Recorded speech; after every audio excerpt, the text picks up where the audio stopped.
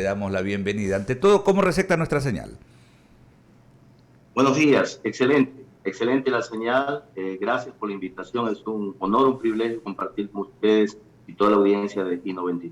Perfecto, arranca pues Verónica Landeta esta importante entrevista con usted. Francisco Lor, pastor evangélico, buen día. Un buen día. Bueno, nuestra sociedad tiene que darle una respuesta al tema de las mujeres, niñas y adolescentes violadas y definitivamente pues en este tema nos hemos abocado ahora a esta situación una vez que la Corte Constitucional abrió una puerta para que la Asamblea aterrice el tema del periodo y en ese punto nos hemos centrado definitivamente en este análisis y en esta polémica que ha generado la aprobación del proyecto de ley de interrupción del embarazo en casos de violación. ¿Cuál es la postura que ustedes tienen? Bueno, primero que el nombre, interrupción del embarazo, no es el correcto. En realidad es un aborto. Así lo han denominado. Sí, así lo han denominado, exactamente. Pero hago esa precisión porque en realidad es un cambio de las palabras, pero el propósito es básicamente la terminación de una vida. No es la interrupción de un embarazo, sino la terminación de una vida. Es el asesinato a un ser humano que es inocente. Y definitivamente esta posición es totalmente incorrecta y fuera del orden constitucional, porque el artículo 45 de la Constitución claramente señala que se va a garantizar la vida desde la concepción. Por lo tanto, creemos que este esfuerzo que se viene tratando ya por mucho tiempo, tanto a través del Código Orgánico de Salud, del Código Orgánico Integral Penal, intentando una y otra vez, en realidad creo personalmente que no obedece tanto a la defensa de las señoritas y niñas violadas, sino más bien obedece a una agenda internacional impuesta que lamentablemente un grupo de legisladores insisten en concretarla, pero sí, que va en contra y va en contra de la vida. Sí, pastor, pero hay una realidad, que hay casos de violación que sí se dan y que hay mujeres o niñas de 10, 11, 12 años que no quieren tener ese bebé.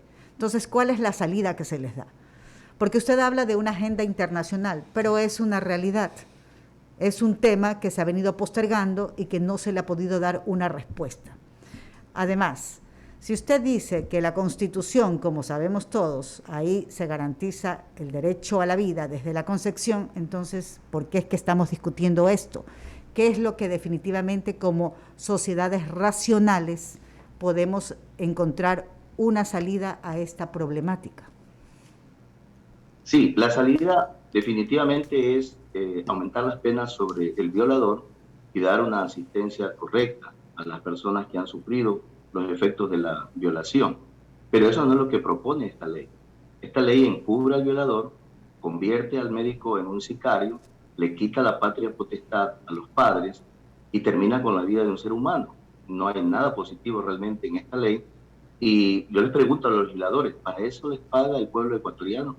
Para que se dediquen a hacer leyes de esta naturaleza para terminar con la vida de las personas. Tenemos un serio problema en las calles donde tratamos de pacificar a la gente para que no se mate, pero los padres de la patria están aprobando una ley para matar niños inocentes. Entonces, ahí no le veo yo la congruencia.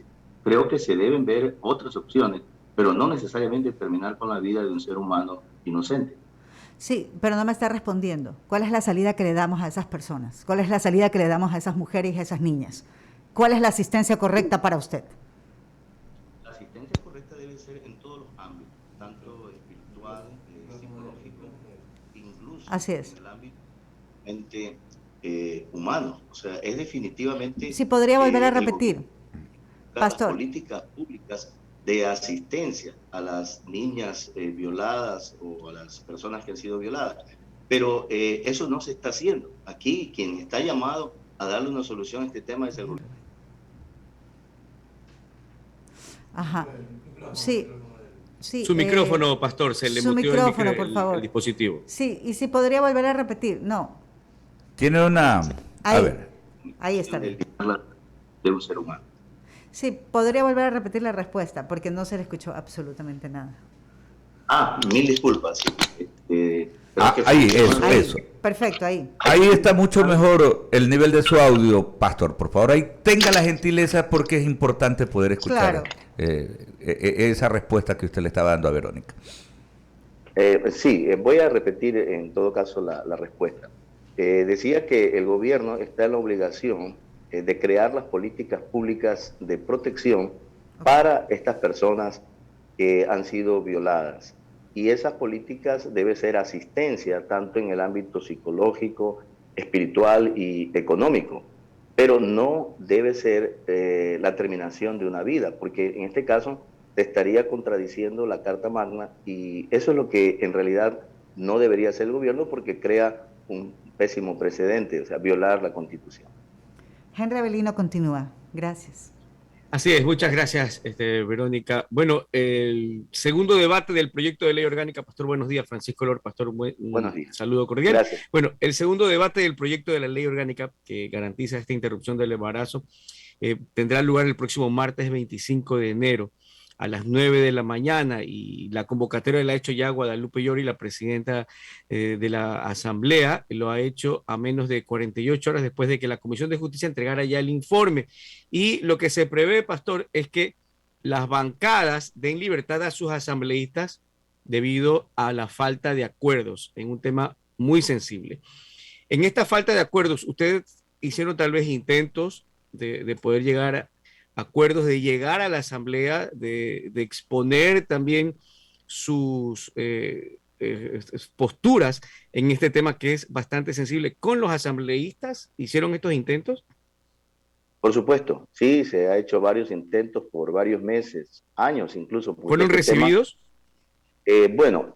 hubo realmente yo creo que hubo un sesgo en este tema, ¿no? Cuando pasa de la Corte Constitucional hacia la Defensoría del Pueblo, y la Defensoría del Pueblo presenta un documento, ese documento no fue socializado totalmente. Eso tuvo un sesgo muy parcializado para darle espacio más a las tendencias que son pro aborto y no escuchar básicamente otras opciones.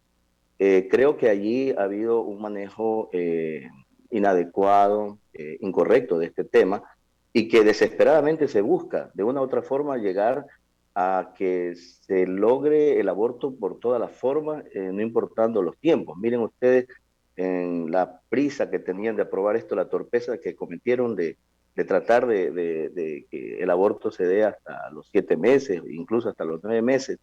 Es algo que fue rechazado totalmente por toda la sociedad ecuatoriana y incluso por muchos legisladores, porque ¿cuál es la prisa? ¿Por qué tanto apuro para esto?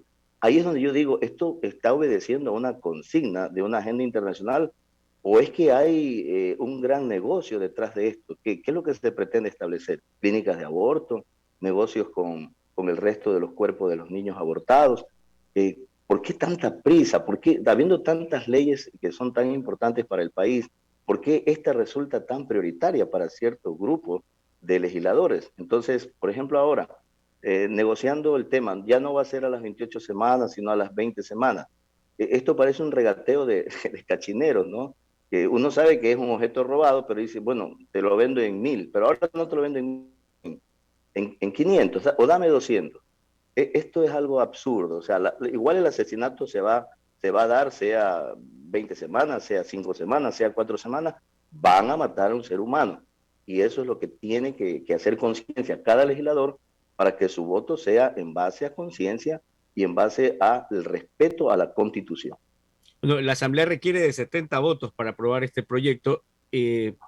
Vamos prácticamente que a la recta final, ¿no? Ese día o en estos días, ¿ustedes tienen previsto realizar algún tipo de actividad, ir a la asamblea nuevamente, tal vez, marchas, no sé qué tipo de actividades están pensando realizar justamente a medida que se acerca el día en el que se realizará el segundo y definitivo debate? Bueno, hemos hecho todos los esfuerzos posibles, desde marchas, contactos con los asambleístas, hemos preparado documentación sustentable, sostenida en en todos los ámbitos, legal, científico, y esto ha llegado a manos de los asambleístas. En realidad ahora depende de ellos que hagan un voto a conciencia. Por supuesto que vamos a continuar indicando al país entero que lo que está a punto de aprobarse en esta ley es la legalización de la pena de muerte para las personas que aún no han nacido, violando así totalmente la Constitución.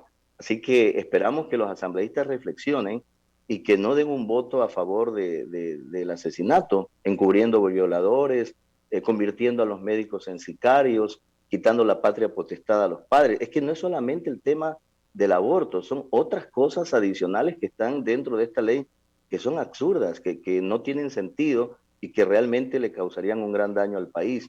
Espero que la Asamblea no apruebe esta ley, y si la aprueba, espero que el presidente, en su sensatez del respeto a la Constitución, la vete, no permita que esta ley en realidad sea aprobada. Sí, una última pregunta. Bueno, ya el presidente Guillermo Lasso ha anticipado que vetará este cuerpo legal. Una última pregunta. En momentos atrás, Verónica le consultaba justamente sobre la propuesta de la asistencia a las mujeres. Usted hablaba de esto, ¿no? De asistencia a las mujeres, una mayor asistencia, hablaba de Claro. más penas para el violador. Supongamos que la ley no pasa, supongamos que efectivamente hay más asistencia para las mujeres, más penas duras para los violadores, pero ¿qué pasa con el niño que nace? Porque cuando la madre no decide tenerlo, pero le toca tenerlo, ¿quién se preocupa de ese crecimiento? ¿Quién se preocupa de esa criatura? Porque estamos en un entorno va a ser un cuadro bastante delicado para ese ser que viene indefenso también. Por supuesto. ¿Cuál es la propuesta allí de ustedes? Sí, un proyecto de adopción. Hay muchas personas que anhelarían tener un hijo. Hay muchas parejas que no pueden tener hijos, y que sería pues la oportunidad para que ellos pudieran tener acceso a través de un buen programa de adopción y de asistencia a esa adopción también. Y creo que el gobierno debería ir enfocado en ese sentido. La primera dama incluso ha hablado sobre esa posibilidad, y es muy importante que se considere que estos niños, pues si su madre de pronto no los quiere ya tener, porque para ella es un tema muy doloroso, un trauma, bueno, crear entonces la posibilidad a través de las políticas públicas que el gobierno desarrolle para un buen proyecto de adopción. Definitivamente el aborto no desviola a ninguna mujer. Ya el daño de la violación está hecho, y por eso hay que castigar duramente al violador. Pero tampoco le va a ayudar a la mujer el aborto.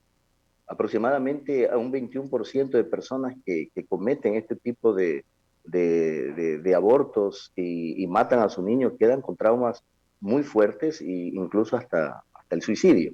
Es decir, que no se considera también los traumas terribles que traería a una mujer el abortar. Tenemos ahí dos cargas pesadas sobre su mente, sobre su conciencia. Primero la violación y luego el asesinato de un niño. Entonces hay que ir en políticas públicas que le den solución y den esa posibilidad de que ese niño siga con vida a través de un buen sistema de adopción. 7:18 de la mañana, Alberto Quintana. Gracias, gracias. Oiga, Francisco, escuchándolo, ¿no? La verdad es que se evidencia, a más de esto del retaseo, lo que usted decía también, ¿no? Esto de las propuestas de la temporalidad, ¿no? Por un lado, y la poca capacidad que tenemos los ecuatorianos en general, y la clase dirigente política en particular, de conversar, de sentarnos, de profundizar en los análisis. En medio de todo esto, esta tarde, a las 3, aquí en Guayaquil, en la sede de la Asamblea Nacional, allá en el edificio La Previsora, 9 de octubre y Malecón, para ser más preciso, va a haber un pronunciamiento, ¿no?, de asambleístas que integran distintas bancadas legislativas, ¿no?, y que se han pronunciado, o sea, que son posiciones, hay quienes pues los encasillan en esto de los grupos pro vida, ¿no? Por ejemplo, la asambleísta nacional Pierina Correa, de UNES, su coidiaria Sofía Espín, también de la bancada de UNES, pero también va a estar por Pachacuti Ricardo Vanegas, por la Izquierda Democrática, Marcos Molina, y la parlamentaria Geraldine Weber, del Partido Social Cristiano, ¿no? De alguna manera, pues eso va a ser un espaldarazo, obviamente, para la posición que ellos han venido defendiendo, ¿no? Esta posición provida, con toda seguridad, porque van a hacer en conjunto un pronunciamiento esta tarde a las 3. ¿Conoce algo usted al respecto? No, no conocía del tema. Celebro que se dé este conversatorio y este pronunciamiento, porque esto nos hace ver, como usted lo decía, ¿no? Madurez en la clase política para poder dialogar y poder llegar, pues, a un acuerdo sensato en este tema. Pues estamos hablando de vida, dejando a un lado ideologías políticas, proyecciones en cuanto a cómo se concibe este tema del progreso, ¿no? Algunos de los movimientos progresistas pues son muy pro aborto, pero veo aquí una actitud, creo, muy madura de parte de estos dirigentes políticos, de estos líderes que usted ha mencionado, para poder dialogar y hacer conocer a su posición, de tal manera que exista pues una mayor capacidad de análisis, la conciencia de cada legislador, porque este es un tema también importante. Esperamos que los legisladores tengan conciencia y la mantengan en el tiempo, porque ser parte de una firma de algo como esto, ¿no? que es un crimen de lesa humanidad, no sé cómo estará la vida de los legisladores después de eso, y podrán dormir tranquilos, pero en realidad creo que nadie debería llevar ese peso de conciencia de ser parte de una ley que derrama sangre. Correcto, por eso invito, ¿no?, a quienes estén interesados, que desde todos los sectores pues hay ecuatorianos que están interesados, ¿no?, en seguir la secuencia de esta temática a las 3 de la tarde, ¿no?, estos asambleístas, y lo menciono porque obviamente nos han invitado como medio de comunicación, ¿no?, a seguir este pronunciamiento desde la Casa Legislativa acá en Guayaquil a partir de las 3 en punto de la tarde. Permítame, Francisco, sacarlo de este tema. No lo hemos evacuado porque esto es imposible de evacuar. Digo yo, muy amplio, ¿verdad? Es muy amplio, lo hemos tratado entre los tres con usted, pero obviamente sí me interesaba también a ver si nos deja algún tips informativo respecto al trabajo que desarrolla la Comisión de Diálogo Penitenciario, ¿no? Porque incluso lo último que conocíamos es que se había hecho una especie de subcomisión en la cual usted está trabajando de la mano con el sacerdote Luis Barrios, quien es experto en justicia criminal y rehabilitación, procedente de los Estados Unidos, y también con Jorge Narváez Matamoros, quien representa la Conferencia Episcopal Ecuatoriana. ¿Qué nos puede adelantar en este levantamiento de información que está haciendo la comisión, que yo siempre pongo de relieve? Por un lado, ustedes no son empleados del gobierno, el presidente Lazo justamente creó esta comisión mediante decreto ejecutivo, brindándoles toda la autonomía, toda la libertad para que puedan desarrollar un trabajo, una comisión que la integran pues expertos ecuatorianos y también extranjeros, como he mencionado, para poder hacer las recomendaciones en base a elevar la información. Ustedes no perciben ningún emolumento, ningún sueldo, y eso vale la pena también siempre ponerlo por delante, ¿no?, porque hay que destacar el trabajo patriótico, esforzado e incluso pues de riesgo que ustedes han asumido. Bueno, la comisión está haciendo realmente un excelente trabajo.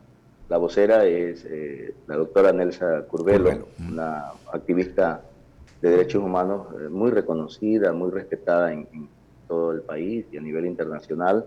Y cada uno de los comisionados tienen experticia en sus áreas: criminología, victimología, psicología. Son personas que realmente conocen el tema y lo han trabajado por muchos años.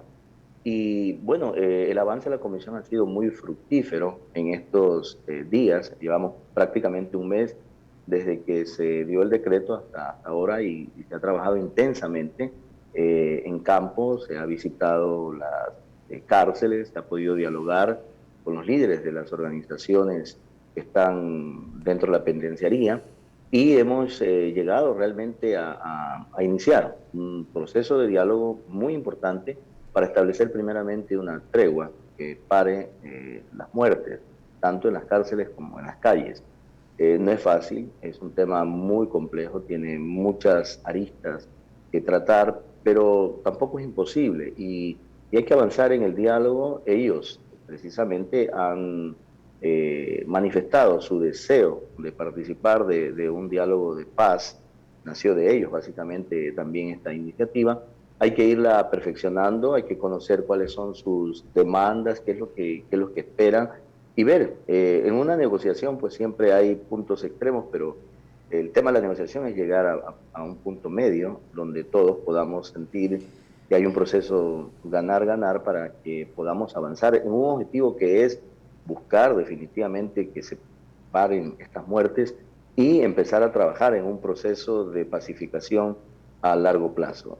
Con respecto a la subcomisión que usted me indicaba, sí, la comisión en sí se ha distribuido el trabajo en subcomisiones que desarrollan enfoques específicos, ¿no? En el caso de este servidor, con el padre Luis Barrios y con Jorge Narváez, estamos pues en el desarrollo de una subcomisión que tiene que ver con la transformación de la persona privada de libertad y su familia. Y esto incluye varios aspectos, ¿no? La parte espiritual, psicológica, emocional, económica, incluso familiar, educativa. Incluye algunas áreas en las que se podrían desarrollar con el apoyo de las diferentes instancias del gobierno y también organismos internacionales una verdadera transformación, una verdadera rehabilitación en las personas privadas de libertad.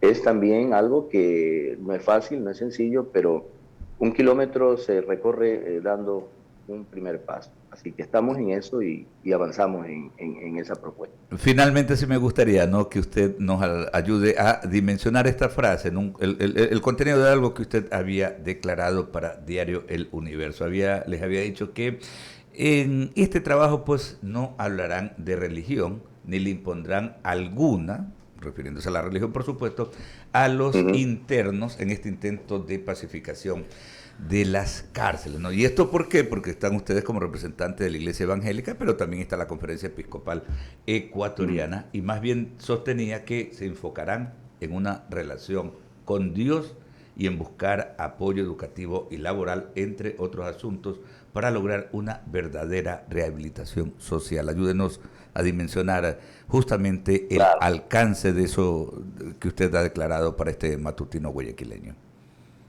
Claro, con mucho gusto. Mire, la relación con Dios es algo muy personal y tiene que ver con una decisión definitivamente del ser humano de querer cambiar. Dios no nos vino a dejar una religión, o sea, no estuvo eso en la mente del plan de Dios, establecer en el hombre una religión, sino una relación de un hijo con su padre. En una relación uno se compromete definitivamente. Si yo voy a tener una relación correcta con mi esposa, me comprometo a amarla, a bendecirla, a proveerle. Si tengo una relación con mi hijo, me comprometo a educarlo, a formarlo. Esa es la forma de comunión que Dios quiere tener con nosotros. La religión a veces tiene ciertos temas impuestos y cuando ya algo es impuesto es complicado porque muchas personas lo pueden aceptar, digamos, de mala gana, ¿verdad? Imposición, y ahí por ahí no va a funcionar.